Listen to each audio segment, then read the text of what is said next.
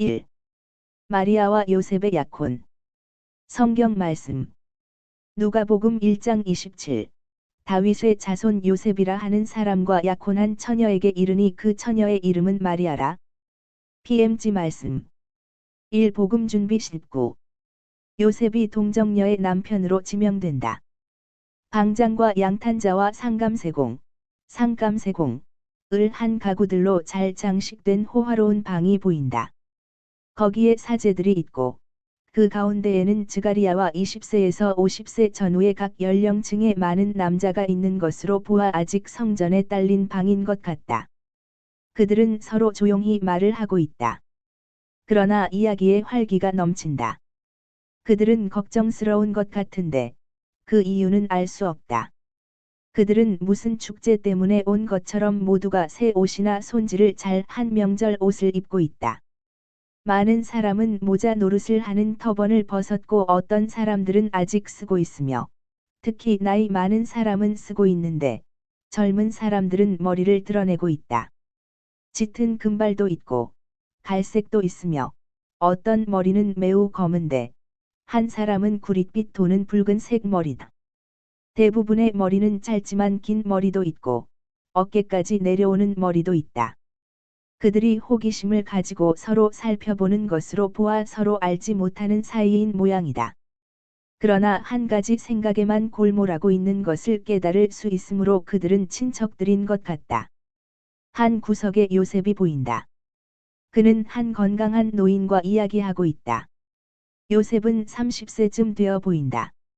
머리가 짧고 숱이 꽤 많고 턱수염과 콧수염과 마찬가지로 밤색을 띤 갈색을 한 미남자이다. 그 턱수염과 콧수염은 아름다운 턱을 덮어 가리고 뺨을 향하여 올라가는데 뺨은 갈색 머리를 가진 다른 사람들처럼 올리브색이 돌지 않고 젓갈색이다. 눈은 어두운 빛깔인데 착하고 그윽하고 대단히 근엄하며 조금 쓸쓸하다고 할 수 있을 정도이다. 그러나 그가 지금처럼 웃을 때에는 그 눈들이 기쁨과 젊음을 나타낸다. 그의 옷 전체가 엷은 밤색인데 수수하지만 매우 단정한 옷차림이다. 젊은 레위파 신관들 한때가 들어온다. 그들은 문과 벽 가까이에 있는 길고 좁은 탁자 사이에 늘어선다. 벽 한가운데에는 문이 있고 그 문은 열린 채로 있다. 다만 휘장이 바닥에서 20cm 되는 데까지 드리워져 있어 출입구가 가려져 있다. 모두의 호기심이 날카로워지고 한 손으로 휘장이 열려 위에 꽃이 핀 나뭇가지 하나가 소중히 놓여 있는 마른 나뭇가지 한 단을 아는 레위파의 신관이 통과하자 호기심은 한층 더 날카로워진다.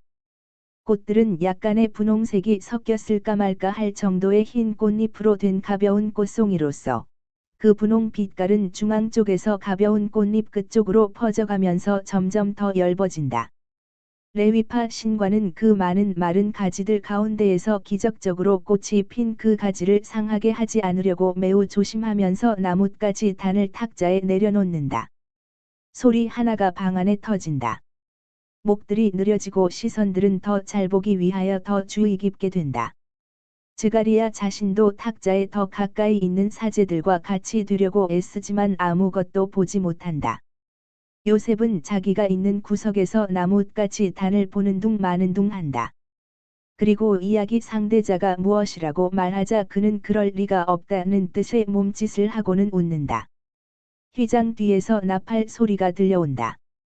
아주 조용해지고 모두 질서정연하게 늘어서서 휘장 고리를 쭉 밀었기 때문에 이제는 환히 드러난 출입구 쪽으로 얼굴을 돌린다. 다른 나이 많은 사제들에 둘러싸여 대사제가 들어온다. 모두가 몸을 깊이 숙인다. 대사제는 탁자 곁으로 가서 선체로 말한다. 내 부름에 응하여 오신 다윗 가문의 남자 여러분, 들으시오. 주께서 말씀하셨으니 주를 찬미합시다. 그분의 영광에서 빗줄기 하나가 봄의 햇살같이 내려와서 마른 가지에 생명을 주었습니다. 엔세니의 마지막 날인 지금 땅에 있는 아무 가지에도 꽃이 피지 않는데 비록 유다의 높은 지대에 내린 눈이 아직 사라지지 않았으나 이 가지는 기적적으로 꽃이 피었습니다. 대쉬 이것이 시온과 베다니아 사이에 있는 오직 하나밖에 없는 흰 빛깔입니다. 하느님께서는 보호자라고는 오직 그분, 하느님, 밖에 모시지 못한 다윗 가문의 동정녀의 아버지와 보호자가 되시면서 말씀하셨습니다. 성전과 그의 가문의 영광인 거룩한 아이, 그가 하느님의 말씀에 영원하신 분의 마음에 드는 남편의 이름을 그에게 알게 하실 만한 자격을 얻었습니다. 주께 매우 소중한 동정녀의 보호자가 되라고 그분께 선택받은 사람은 참으로 의인일 것입니다. 그러므로 그 동정녀를 잃는 우리의 슬픔이 가라앉고 우리는 그 아내가 되는 운명에 대하여 이제 걱정이 없어졌습니다. 하느님께서 지명하신 남자에게 우리는 하느님의 강복과 우리의 축복이 내리는 그 동정녀를 마음 놓고 맡깁니다. 남편의 이름은 갈릴레아의 나자렛에서 목수일을 하는 다윗 지퍼의 베들레헴 출신 야곱의 아들 요셉입니다. 요셉, 앞으로 나오시오. 대사제가 그대에게 명령하는 것이요. 대단히 웅성거린다. 머리들이 돌아가고 손과 눈들이 실망과 만족을 나타내는 손짓 눈짓을 한다. 특히 나이 많은 사람들 중에 자기들이 제비에 뽑히지 않은 것을 다행으로 생각하는 사람들이 있을 것이 틀림없다. 요셉은 얼굴이 새빨개져서 거북한 걸음으로 앞으로 나아간다. 그는 이제 탁자 앞에 와서 대사제에게 공손하게 인사하고 그 앞에 서 있다. 모두 와서 가지 위에 적혀 있는 이름을 보시오. 각기 자기 자신의 나뭇가지를 집어 속임수가 없다는 것을 확인하시오. 사람들은 복종한다. 그들이 대사제가 소중히 들고 있는 가지를 쳐다보고 각자가 자기의 가지를 짚는다. 어떤 사람들은 그것을 걷고 어떤 사람들은 그대로 가지고 있다. 모두가 요셉을 바라본다. 어떤 사람들은 말없이 쳐다보기만 하고 어떤 사람들은 축하를 한다. 모임이 시작될 때에 요셉이 같이 이야기하던 작은 노인이 그에게 말한다. 요셉, 내가 자네에게 말했지. 가장 자신 없다고 느끼는 사람이 시합에 이긴다고. 이제는 모두가 열을 지어 지나갔다. 대사제는 꽃핀 가지를 요셉에게 주고 나서 그의 어깨에 손을 얹고 말한다. 그대도 알다시피 하느님께서 그대에게 주시는 아내는 부자가 아니요. 그러나 그 처녀에게는 모든 덕이 있어. 항상 그에게 더 알맞은 사람이 되시오. 이스라엘에 그처럼 아름답고 깨끗한 꽃은 없소. 이제는 모두들 나가시오. 요셉은 남으시오. 그리고 신부의 친척인 즈가리야, 당신은 신부를 데려오시오. 대사제와 요셉을 빼고는 모두 나간다. 문에 다시 휘장을 들이운다. 요셉은 위엄 있는 사제 곁에 겸손하게 서 있다. 잠시 침묵이 흐른 뒤에 대사제가 요셉에게 말한다. 마리아가 그대에게 자기가 한 서원을 말하기로 되어 있어. 그의 수줍음을 도와주시오. 그렇게도 착한 마리아에게 착하게 구시오. 제 온 힘을 기울여 그에게 봉사하겠습니다. 그리고 그를 위하여는 아무 희생도 짐스럽게 여겨지지 않을 것입니다. 그 점은 안심하십시오. 마리아가 즈가리야와 파누엘의 딸 안나와 같이 들어온다. 마리아야, 오너라 하고 대사제가 말한다. 여기 하느님께서 내게 정해주신 내 남편이 있다. 나자렛의 요셉이다. 그러니까 너는 내 고장 읍내로 돌아가게 된다. 이제 나는 너희들을 남겨둔다. 하느님께서 너희에게 강복하시고 주께서 너희들을 보호하시고 강복하시며 너희에게 당신의 얼굴을 보이시며 항상 너희를 불쌍히 여기시기를 바란다. 주께서 너희들에게로 얼굴을 돌리시고 너희에게 평화를 주시기 바란다. 즈가리야는 대사제를 모시고 나간다. 안나도 신랑과 서로 축복하고 나간다. 두 약혼자가 마주 서 있다. 마리아는 얼굴이 새빨개서 고개를 숙이고 있다. 요셉도 약간 얼굴을 붉히고 마리아를 살펴보며 무슨 말부터 시작해야 할지를 궁리한다. 마침내 그 말을 찾아내서 얼굴이 환해진다. 그는 이렇게 말한다. 마리아 잘 있었어요. 나는 마리아가 난 지 며칠밖에 안 되는 갓난 아기적에 보았소. 나는 당신 아버지의 친구였고 내게는 당신 어머니를 무척 사랑하던 내 아우 알페오의 작은 아들이 있어요. 알페오는 당신 어머니에게는 어린 친구였지요.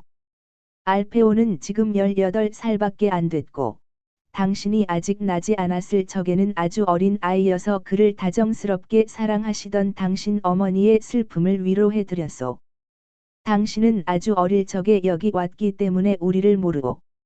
그러나 나자렛에서는 모든 사람이 당신을 많이 사랑하고 그 탄생이 아기를 못 가지는 여인을 다시 꽃피게 하신 주님의 기적이었던 요아킴의 어린 마리아의 말을 하고 있어. 그리고 나는 당신이 나던 날 저녁을 기억하고 있어. 다 익은 농작물을 살린 것엔 비와 벼락이 치면서도 야생 히이르 한 그루조차 부러뜨리지 않았고 사람들이 일찍이 본 것보다 더 크고 더 아름다운 무지개로 끝난 뇌우 때문에 모든 사람이 그날 저녁을 기억하고 있어. 그리고 또 누가 요아킴의 기쁨을 기억하지 않아요? 요아킴은 당신을 이웃 사람들에게 보이면서 흔들고 있었소. 당신이 하늘에서 온 꽃인 것처럼 당신을 감탄해서 보고 모든 사람에게 그의 감탄을 전해주는 것이었소. 그렇게도 아름답고 그렇게도 착하고 지극히 우아하고 지혜로운 말을 하던 그의 마리아 이야기를 하면서 세상을 떠난 행복한 늙은 아버지였소. 그분이 당신을 감탄하며 바라보고 당신보다 더 아름다운 여자가 없다고 말한 것은 옳은 말이었소. 그리고 또 당신 어머니는 당신 집이 있는 구석을 노래로 채우곤 했소. 당신을 가졌을 때와 당신에게 젖을 먹일 때에는 봄날의 종달새와 같았소. 내가 당신의 요람을 만들었소. 당신 어머니가 원하는 대로 장미꽃을 새겨서 장식한 작은 요람이었소. 어쩌면 그 요람이 닫혀 있는 당신 집에 아직 있는지도 모르고. 마리아, 나는 나이가 많소. 당신이 났을 때 나는 목수일을 배우고 있었소. 벌써 일을 하고 있었지요. 내가 당신을 아내로 맞이하리라는 말을 누가 했겠소. 우리가 친하게 지내는 사이였기 때문에 당신 부모가 걱정을 덜 하면서 돌아가셨을 것이요. 당신 아버지가 내 인생의 훌륭한 스승이었기 때문에 그분의 죽음을 진심으로 슬퍼하면서 내가 그분의 장사를 지냈소. 마리아는 요셉이 그에게 이렇게 말하는 것을 들으면서 점점 더 안심이 되어 얼굴을 천천히 쳐든다. 요셉이 요람 이야기를 할 때에 마리아는 살짝 미소를 지었고 요셉이 자기 아버지에 대하여 말할 때에는 그에게 손을 내밀고 말한다. 요셉 씨. 고맙습니다. 수줍고 다정스러운 고맙다는 인사였다. 요셉은 그의 짧고 튼튼한 목수의 양손으로 자스민 향내가 나는 작은 손을 잡고 마리아를 안심시켜 맞이 않는 애정을 가지고 손을 쓰다듬는다. 요셉은 아마 다른 말을 기다리는 모양이다. 그러나 마리아는 다시 입을 다문다. 그러자 요셉이 말을 잇는다. 알겠소.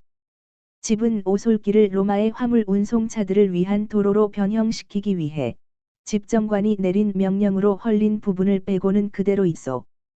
그렇지만 밭들에서 남아있는 것은 왜냐하면 당신 아버지의 병환 때문에 당신 재산의 많은 부분이 희생되었기 때문이오. 아시겠소? 대쉬 좀 소홀히 다루어져 있어. 3년째나 나무와 포도나무들이 정원사의 전지가위를 못 보았고 땅은 황폐하고 단단해졌소. 그러나 당신이 아주 어렸을 적에 있던 나무들은 아직 거기에 있어. 그래서 만일 당신이 허락하면 내가 즉시 돌보겠소. 요셉 씨, 고마워요. 그렇지만 그것 아니라도 당신의 일이 있는데. 나는 하루의 처음 시간과 마지막 시간에 당신 정원 일을 하겠소. 요사이는 해가 길어지오. 봄까지는 당신을 기쁘게 하기 위해 나는 모든 것이 정돈되기를 원하오. 보시오. 이것은 집에 닿아 있는 편도나무 가지요. 나는 이 가지를 걷기를 원했소. 대쉬 큰 구멍이 난 울타리로 사방에 들어갈 수가 있어. 하지만 그것을 다시 튼튼하고 빽빽하게 만들어 놓겠소. 대쉬 나는 내가 선택될 경우를 생각해서 이 가지를 걷고자 했소.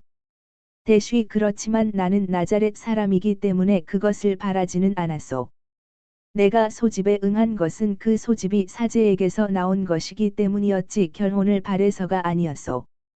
대쉬 그러니까 다시 나뭇가지 얘긴데 당신이 당신 집 정원의 꽃을 가지는 것을 기뻐하리라고 생각하고 꺾은 것이요. 마리아, 예소. 이 가지와 함께 내 마음을 당신에게 주오. 내 마음은 이제까지는 주님만을 위해서 피었었는데 이제는 내 아내인 당신을 위해서 피요. 마리아는 가지를 받는다. 마리아는 감격하여 요셉을 더 안심하고 기뻐하는 태도로 쳐다본다. 마리아는 요셉을 믿을 수 있다고 느끼고, 그 다음 나는 수도를 하는 사람이요 하고, 그가 말하는 것을 듣고는 얼굴이 환해지며 용기를 낸다. 요셉 씨, 저도 온전히 하느님께 속해 있어요. 대사제님이 당신에게 그 말을 하셨는지 모르겠군요. 대사제님은 그저 당신이 착하고 순결하며 당신이 한 어떤 서원을 내게 알려줄 것이라고 하면서 당신에게 착하게 굴라고만 말씀하셨소. 마리아, 말하시오. 당신의 요셉은 당신의 모든 소원에 당신이 행복하게 만들기를 원하오. 나는 당신을 육체적으로 사랑하지 않소. 나는 하느님께서 내게 주시는 거룩한 처녀인 당신을 내 정신에 따라 사랑하오. 나를 남편으로 생각하지 말고 아버지와 오빠로 생각하시오. 당신을 아버지에게 맡기듯 내게 맡기고 오빠를 신뢰하듯 나를 믿으시오. 저는 아주 어려서 저를 주님께 바쳤어요. 이스라엘에서는 이런 일을 하지 않는다는 것은 저도 알아요. 그렇지만 저는 메시아의 강림을 위해 제 동정을 사랑의 희생으로 요구하는 목소리를 들었어요. 이스라엘이 메시아를 기다리는 지가 정말 오래됐어요. 이를 위해서 어머니 되는 기쁨을 포기하는 것은 지나친 일이 아닙니다. 요셉은 마리아의 깊은 마음속을 읽으려고 하는 듯이 마리아를 뚫어지게 들여다보고 나서 아직 꽃핀 나뭇가지를 손가락 사이에 들고 있는 작은 두 손을 잡고 말한다. 나도 내 희생을 당신의 희생에 합치겠소. 그리고 우리의 순결로 영원하신 분께 하도 많은 사랑을, 너무나도 많은 사랑을 보여드려 하느님께서 구세주를 온 세상에 더 일찍 보내주시고 우리에게 구세주의 빛이 세상을 비추는 것을 보도록 허락하시게 합시다. 마리아, 오시오. 주의 집 앞에 가서 우리가 천사들이 서로 사랑하는 것처럼 서로 사랑하겠다고 맹세합시다. 그런 다음 나는 나자렛으로 내려가서 당신의 모든 것을 준비하겠소. 당신이 더 좋다면 당신 집에, 당신이 원한다면 다른 곳에 준비하겠소. 제 집에요. 안쪽에 동굴이 하나 있었는데 지금도 있어요. 지금도 있기는 하오. 그러나 이제는 당신의 것이 아니오. 그러나 당신이 하루에 제일 더운 시간에 피해 들어갈 수 있을 조용하고 서늘한 동굴을 하나 만들어 주겠소. 그 동굴을 전의 동굴만큼 크게 만들겠소. 그리고 당신과 동무할 사람을 누구를 원하는지 말하시오. 아무도 없어요. 저는 무섭지 않아요. 늘 저를 보러 오는 알페오의 어머니가 낮에는 저와 좀 같이 있어 줄 것입니다. 밤에는 저 혼자 있는 것이 더 좋아요. 아무 불행도 제게 올 수 없어요. 그리고 또, 이제는 내가 거기 있고, 언제 당신을 데리러 와야 하오? 요셉 씨가 원하는 때예요. 그러면 집이 잘 정리되는 대로 오겠소. 나는 아무것도 흐트러뜨리지 않겠소. 나는 당신이 당신 집을 어머니가 남겨놓으신 그대로 다시 보기를 원하오. 그렇지만 집이 아주 해가 잘 들고 매우 깨끗해서 음산한 것이 없이 당신을 맞아들이게 하고 싶소. 마리아, 오시오. 지극히 높으신 분께 우리가 그분을 찬미한다고 말씀드립시다. 대시 다른 것은 아무것도 보이지 않는다. 그러나 내 마음에는 마리아가 느끼는 안정감이 남아있다. 1. 복음 준비 20. 동정녀 마리아와 요셉의 결혼. 그를 환대하는 친구들과 여선생들 가운데에 신부 옷차림을 한 마리아는 얼마나 아름다운가? 그들 가운데에는 엘리사벳도 있다. 마리아는 귀한 비단으로 보이는 매우 보드랍고 고운, 눈이 부실 만큼 하얀 옷으로만 단장하였다. 글로 세공한 금과 은으로 된 허리띠. 허리띠는 온전히 작은 사슬로 연결된 큰 메달로 되어 있는데, 각 메달은 세월이 흘러서 갈색으로 변한 은바탕의 금실로 뜬 레이스이다. 허리띠는 마리아의 가는 허리를 꽉 쥔다. 그리고 아직 나이 어린 마리아에게는 아마 너무 길기 때문인지 마지막 메달 3개가 앞으로 늘어져 있다. 허리띠는 짤막한 끌리는 옷자락이 달릴 대단히 넓은 옷의 주름들 사이로 내려온다. 그만큼 대단히 길다. 마리아의 작은 발에는 은으로 된 죬쇠가 달린 대단히 흰 샌들이 신겨져 있다. 목에는 허리띠의 모티브를 더 작게 재현하는 은으로 된 선세공이 달린 금으로 만든 장미꽃 모양이 되어 있는 가는 사슬로 옷이 고정되어 있는데 그 사슬은 깃이 깊게 파인 곳에 커다란 틈들을 통하여 지나가며 주름들을 모아서 일종의 작은 가슴 장식을 만들어 놓는다. 마리아와 목은 흰 옷주름 속에서 귀중한 로 둘러싼 대 모양으로 우아하게 나타나서 한층 더 가늘고 희게 보인다. 감동으로 인하여 한층 더 창백하고 더 순결한 백합 같은 얼굴에 피어나는 백합 꽃대와 같다. 지극히 깨끗한 제물의 얼굴이다. 머리가 이제는 어깨에 덮여 있지 않다. 서로 따은 머리로 우아하게 정리되어 온전히 선세공, 자수로 된 귀중한 갈색 은줄로 꼭대기에서부터 내려오며 적당한 자리에 고정되어 있다. 어머니의 베일이 이 따은 머리 위에 얹어져 있어 대단히 흰 이마를 쬐고 있는 귀중한 얇은 판 아래로 대단히 기분 좋은 주름을 이루며 내려온다. 베일이 안나의 허리까지만 내려왔었는데 마리아는 어머니만큼 크지 않기 때문에 둔부까지 내려가고도 더 내려간다. 손에는 아무것도 없다. 손목에는 팔찌가 있다. 그러나 그 손목이 어찌나 가는지 어머니의 무거운 팔찌가 손등에까지 내려온다. 그리고 만일 마리아가 그것들을 흔들면 아마 땅에 떨어질 것이다. 동무들이 마리아를 이리저리 뜯어보며 감탄한다.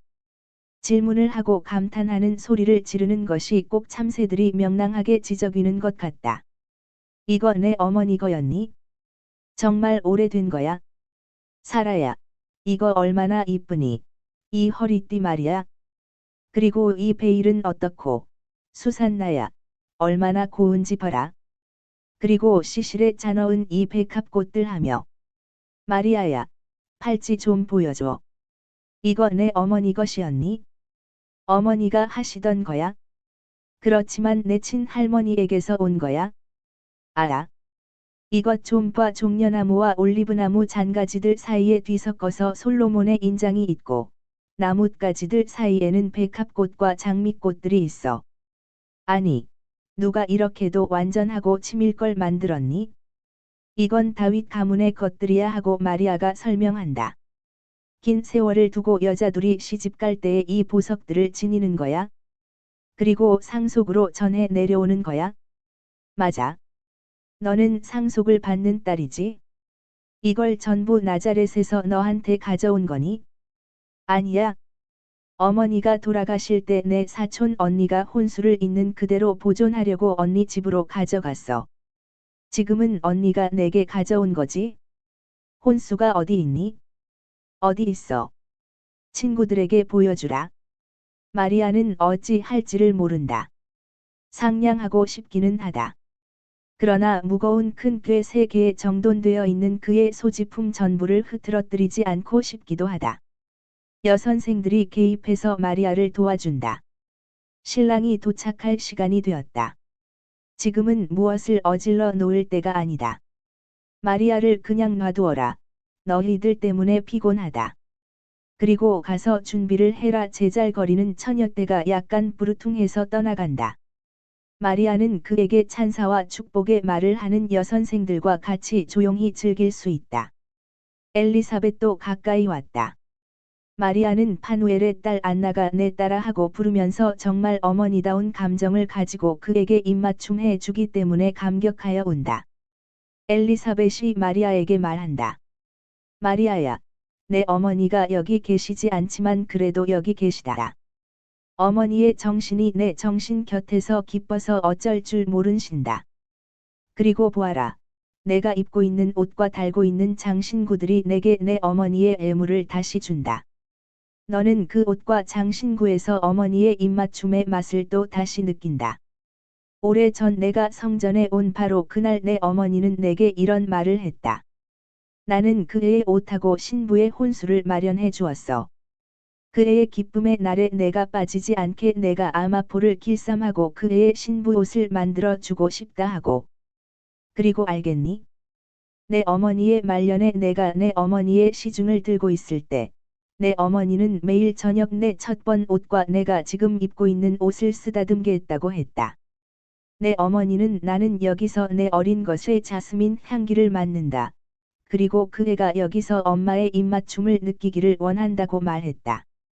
내 이마를 덮어가리는 이 베일에 얼마나 입맞춤을 많이 했는지. 실의 수보다 입맞춤의 수가 더 많다.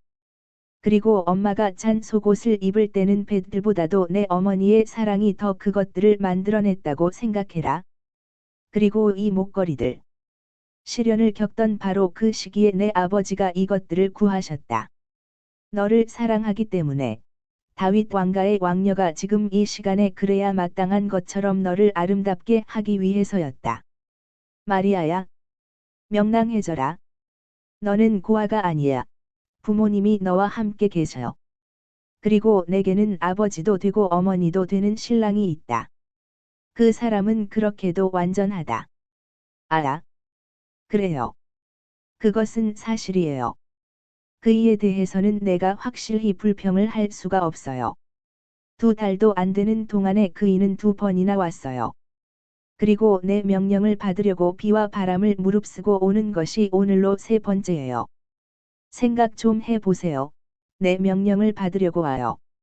불쌍한 여자인 나한테요. 그리고 그이보다 나이는 얼마나 어리고요. 그이는 내게 아무것도 거절하지 않았어요. 천사가 내 소원을 그이에게 말해 주나 봐요. 그래서 내가 입을 열기 전에 그이가 내 소원 이야기를 해요. 지난번에 내게 이런 말을 했어요. 마리아, 나는 당신이 친정집에 그대로 있기를 더 원하는 것으로 생각하오.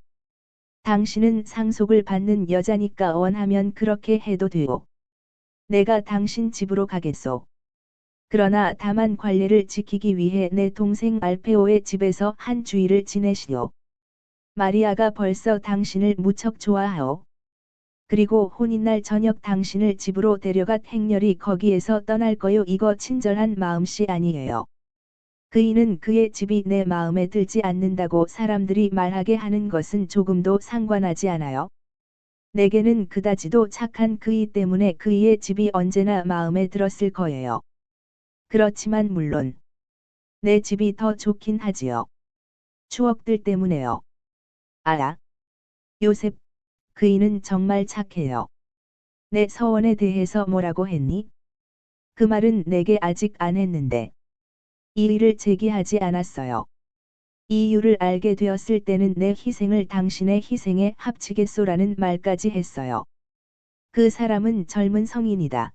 하고 파누엘에 딱 안나가 말한다. 젊은 성인이 그 순간에 즈가리아와 함께 들어온다. 요셉은 정말 눈부시게 아름답다. 온통 황금색 옷을 입은 그는 동방의 어떤 군주와도 같아 보인다. 화려한 허리띠에는 주머니와 단도가 달려 있는데, 주머니는 금실로 술을 놓은 모로코 가죽으로 만든 것이고, 단검도 금 줄무늬가 있는 모로코 가죽으로 만든 칼집에 들어 있다. 머리에는 아직도 예를 들어 베두인 사람들 같은 어떤 아프리카 민족들이 쓰는 것과 같이 두건 노릇을 하는 보통 천으로 맞는 모자인 터번을 썼는데, 작은 도금양, 도김양, 꽃다발들이 달려있는 가는 금태로 제 자리에 고정되어 있다. 그는 가장자리 술장식이 달린 새 겉옷을 위엄을 갖추고 당당하게 입고 있다. 그의 눈은 기쁨으로 반짝인다.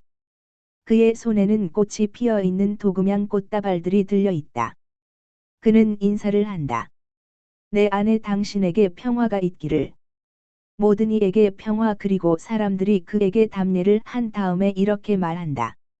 내가 당신 집 정원에서 나뭇가지를 가져온 날 당신이 기뻐하는 것을 보았소. 당신에게 그다지도 소중한 동굴 가까이에서 자라고 있는 도금양꽃을 당신에게 가져올 생각을 했소. 당신 집 바로 옆에서 꽃이 피기 시작한 장미꽃을 가져오고 싶었소. 그렇지만 장미꽃은 오래 가지 못해요. 게다가 여행이 여러 날 걸리니 당신에게 가시밖에는 갖다 주지 못했을 거요. 그런데 사랑하는 당신에게 나는 오직 장미꽃만을 주고 싶고, 당신이 갈 길에 섬세하고 향기나는 꽃들을 뿌려서 당신이 발을 디딜 때 더러운 것과 불愉쾌한 것을 아무것도 만나지 않을 수 있게 하고 싶소. 고마워요. 당신은 참 친절하셔요. 그 꽃을 어떻게 여기까지 그렇게 싱싱하게 가져올 수 있었어요. 안장에다 꽃병을 잡아매고 그 안에 아직 봉오리로 있는 꽃가지들을 넣었었소. 길을 오는 동안에 피었소. 마리아, 예소. 당신 이마가 순결의 상징이요 신부와 상징인 꽃줄로 꾸며지기 바라오. 그렇지만 당신 마음의 순결보다는 훨씬 떨어지는 순결이지요. 엘리사벳과 여선생들이 마리아를 꽃줄로 꾸민다. 그 여자들은 이마를 쬐고 있는 값진 태의 도금양의 흰 꽃뭉치와 큰 궤 위에 있는 꽃병에서 따온 흰 작은 장미꽃들을 번갈아 꽂아서 꽃줄을 만든다. 마리아는 어깨에 걸치려고 그의 넓은 흰 겉옷을 집으려고 한다. 그러나 신랑이 그의 행동을 앞질러서 은핀 2개로 겉옷을 마리아의 어깨에 고정시키는 일을 도와준다. 선생들은 옷주름을 우아하고 사랑스럽게 정리한다. 모든 것이 준비되었다. 사람들이 무엇인가를 기다리는 동안 요셉은 마리아와 같이 조금 옆으로 비키면서 말한다. 나는 요사이 당신의 서원을 생각했소. 내가 그것을 같이 한다고 당신에게 말했지요. 그렇지만 그 생각을 하면 할수록 정결의 유기서원은 여러 번 갱신한다 해도 넉넉지 못하다고 점점 더 깨닫게 되오. 마리아, 나는 당신의 생각을 이해했소. 나는 아직 빛의 말씀을 들을 자격이 없소. 그러나 내게는 하나의 속삭임이오. 그리고 이것이 나로 하여금 당신의 비밀을 적어도 대강은 읽게 하오. 마리아, 나는 가엾은 무식장이요. 나는 불쌍한 장인이요. 나는 글자를 모르고 보물도 가지지 못했소. 그러나 내 보물을 당신 발 아래 갖다 놓소. 영원히 하느님의 동정녀이고 우리 조상이 말한 것과 같이 내 아내인 누이, 다친 정원. 봉인한 샘물인 당신 곁에 있을 자격을 얻기 위하여 내 절대적인 순결을 바치는 거요.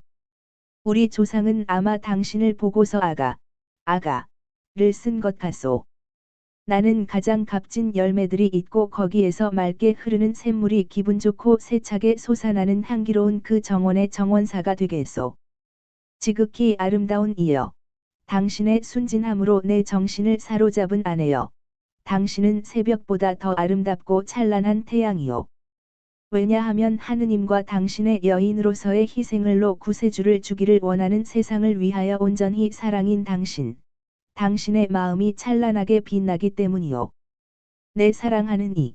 오시오 그러면서 마리아의 손을 품 위 있게 잡고 문 쪽으로 데리고 간다. 모든 사람이 그들을 따라가고 밖에서는 모두 흰 옷을 입고 베일을 써서 명절 차림을 한 마리아의 동무들이 와서 합류한다. 그들은 그들을 살펴보는 관중들 사이로 마당들과 회랑들을 지나 성전은 아니지만 예배를 드리는 큰 방인 것 같은 곳까지 간다. 과연 거기에는 회당처럼 등불들과 양피지 두루마기들이 있다. 신랑 신부는 일종의 강단인 높은 책상 앞에까지 가서 기다린다. 다른 사람들은 뒤에 늘어선다. 다른 사제들과 구경꾼들은 끝쪽에 자리 잡는다. 대사제가 장엄하게 들어온다. 구경꾼들이 웅성거린다. 대사제가 주례하는 건가? 그럼 신부는 왕족과 사제 가문 출신이거든. 다윗과 아하론의 꽃이란 말이야. 신부는 성전의 동정일세. 신랑은 다윗 지파 출신이고 대사제는 신부의 오른손을 신랑의 손에 갖다 놓고 그들에게 장엄하게 축복한다. 아브라함과 이사학과 야곱의 하느님이 그대들과 같이 계시기를 하느님께서 그대들을 결합시키시고 그대들에게 당신의 평화와 많은 자손과 장수와 아브라함의 품에서 복된 죽음을 주심으로써 그대들 안에 당신의 축복을 실현하시기를 바랍니다. 그리고 나서 대사제는 들어올 때와 같이 장엄하게 물러간다. 약속을 서로 교환하였다. 마리아는 요셉의 아내가 되었다. 모두가 나와 여전히 질서정연하게 어떤 큰 방으로 가는데 거기에서는 혼인계약서가 작성된다. 혼인계약서에는 다윗 가문의 요아킴과 아론 가문의 안나의 상속녀인 마리아는 지참금으로 자기 남편에게 그의 집과 거기 딸린 재산, 그의 개인적인 혼수와 그의 아버지에게서 물려받은 다른 재산들을 가져온다고 씌어 있다. 모든 것이 끝났다. 신랑 신부는 마당으로 나온 다음 성전에 고용된 여자들의 구역 가까이에 있는 문을 향하여 간다. 잘 정돈된 육중한 직마차가 그들을 기다리고 있다. 마차는 포장을 씌웠고 마리아의 무거운 궤들은 벌써 거기에 실려 있다. 작별 인사, 입맞춤과 눈물, 축복, 충고, 권고가 있은 다음 마리아는 엘리사벳과 같이 올라와서 마차 안에 자리 잡는다. 앞에는 요셉과 즈가리아가 있다. 그들은 화려한 겉옷을 벗고 모두 짙은 빛깔의 짧은 외투들을 입었다. 마차는 털빛이 짙은 큰 말의 무거운 속보로 떠난다. 성전의 담이 멀어져 가고, 그 다음에는 도시의 성곽이 멀어져 가고, 이제는 봄의 아침 햇살로 아주 새로워지고 싱싱하고 꽃이 핀 들이 나타나고, 적어도 손바닥 길이 하나는 자라고 그 어린 잎들로 인하여 에메랄드 빛깔로 보이는 밀포기들이 나타난다. 어린 밀잎들은 복숭아꽃과 사과꽃, 크로바와 야생 박하 냄새가 나는 가벼운 바람에 물결친다. 마리아는 조용히, 그의 베일 속에서 조용히 울며 가끔 포장을 열고 멀어진 성전과 그가 떠난 도시를 바라다 본다. 대쉬 환상은 이렇게 끝난다. 역주, 정결의 유기서원, 프랑스 말로는 너게리에트 템피어예요. 은 하느님께 특별히 자기를 봉헌하기를 원하는 남자들이 하는 서원이었다. 이 풍습은 나자렛에만 있었다. 그래서 너게리에트라는 명칭이 생겼다. 1. 복음 준비 21. 요셉은 도장 찍은 위의 도장처럼 낙원 입구에 있던 대천사처럼 배치되었다. 예수께서 이렇게 말씀하신다. 지서가 지혜를 찬양하면서 무엇이라고 말하느냐? 지혜 안에는 과연 거룩하고 오직 하나이고 다양하고 예민한 지능의 정신이 들어있다. 지서는 계속해서 지혜의 특성들을 열거하고 이런 말로 끝을 맺는다. 지혜는 모든 것을 할 수 있고, 모든 것을 미리 내다보고, 모든 정신을 이해하며, 영리하고 깨끗하고 예민하다. 지혜는 그 순결로 모든 것을 뚫고 들어가고, 하느님의 정신의 발로이다. 그러므로 지혜 안에는 불순한 것이 아무것도 없고 하느님의 인자의 모습이다. 유일하면서도 지혜의 단일성은 모든 것을 할 수 있고 변함이 없기 때문에 모든 것을 새롭게 한다. 지혜는 거룩한 영혼들에게 자기를 전해주고 하느님의 벗들과 예언자들을 도와야 한다. 너는 요셉이 인간적인 교양으로가 아니라 초자연적인 교육으로 이렇게 티 없는 동정녀에 봉인된 책을 읽을 줄 알고 어떻게 다른 사람들을 큰 덕행밖에 보지 못하는 그곳에서 초인간적인 신비를 봄으로써 예언자들의 진리를 그의 눈으로 가볍게 스치는지를 보았다. 하느님의 덕에서 발산되고 전능의 확실한 발산인 그 지혜가 배어든 요셉은 평온하고 안전한 정신에 인도되어 마리아라는 그 은총의 신비의 바다로 향하여 가서 정신적인 교환으로 마리아와 서로 만나는데 정신적인 교환에서는 입술보다는 오히려 두 정신이 하느님의 목소리밖에 들리지 않는 영혼들의 거룩한 침묵 속에서 서로 말한다. 그리고 하느님의 말씀은 하느님의 뜻에 맞는 사람들 밖에는 받지 못하는데 그것은 이런 사람들이 하느님을 충실히 섬기고 하느님으로 가득 차 있기 때문이다. 은총이 가득한 이의 일치와 존재로 늘어나는 의인의 지혜는 그를 하느님의 가장 높은 비밀 속으로 뚫고 들어가도록 준비하여 그 비밀들을 보호하고 사람들이나 마귀의 함정에서 그것을 지킬 수 있게 한다. 그리고 그에게는 모든 것이 새롭게 되는 기회이다. 지혜는 의인을 가지고 성인을 만들고 성인을 가지고 하느님의 정배와 아들을 지키는 사람을 만든다.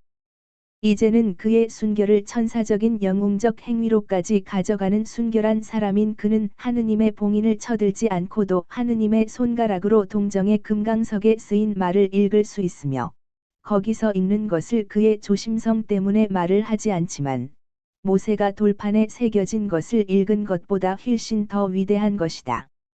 그리고 속된 눈이 신비의 신선미를 없애지 못하게 하려고 봉인 위에 찍은 봉인으로 낙원의 입구에 있던 불의 대천사로 거기에 자리 잡는다. 그 낙원에서는 영원하신 분이 저녁의 산들바람 속을 산책하시며 당신의 사랑이요 꽃핀 백합이 숲이요 향기가 가득 실린 미풍이요 아침의 서늘한 산들바람이며 아름다운 별이요 하느님과 환희인 여인과 말씀하시면서 즐기신다. 새로운 하와가 거기 자기 앞에 있다. 그의 뼈의 뼈, 그의 살의 살로서가 아니라 그의 생활의 동무로서 거기 있다 하느님에게서 보호하라는 위임을 받았고 그가 받은 그대로 순결하게 하느님께 돌려드려야 하는 하느님의 산 계약의 궤가 거기 있다.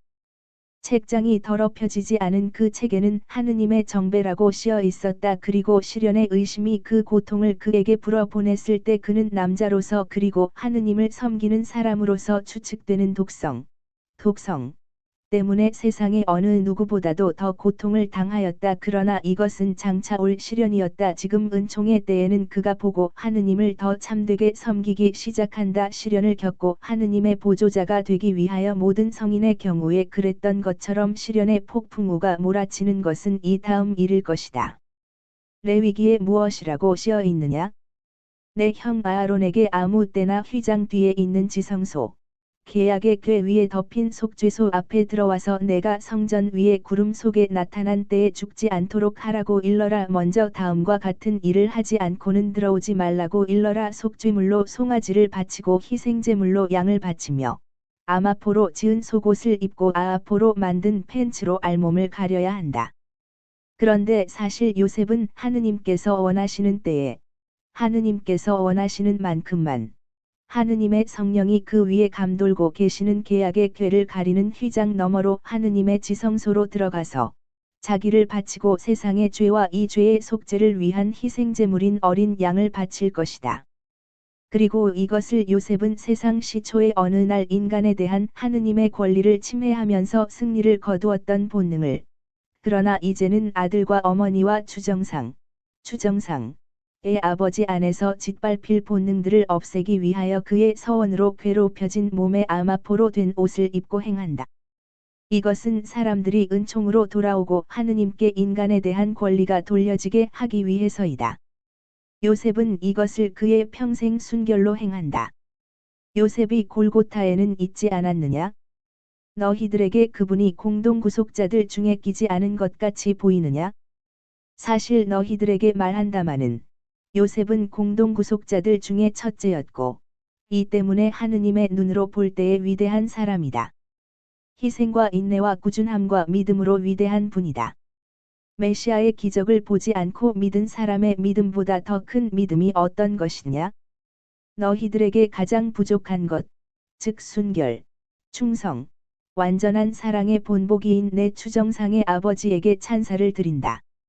은총의 신비를 이행할 줄 알기 위하여 지혜의 가르침을 받아 봉인된 책을 놀라우리만큼 읽은 그분에게 세상의 구원을 그의 모든 원수의 계략에서 보호하라고 하느님께서 선택하신 그분에게 찬사를 보낸다.